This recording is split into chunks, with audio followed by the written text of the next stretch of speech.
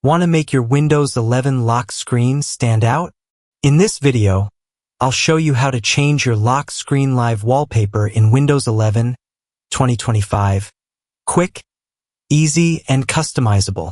Whether you want a dynamic background, a relaxing animation, or something truly unique, I'll guide you step by step to give your PC a fresh new look.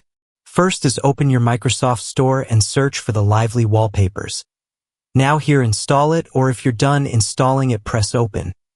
Now in here select the wallpaper you want to use, or if you want to use your own, just click the plus icon and choose the file or paste the URL and you're done. And that's how you change your lock screen live wallpaper in Windows 11. Simple and stylish. If you found this video helpful, don't forget to like, subscribe, and turn on notifications for more Windows 11 tips and customization guides in 2025. Thanks for watching, and enjoy your new lock screen.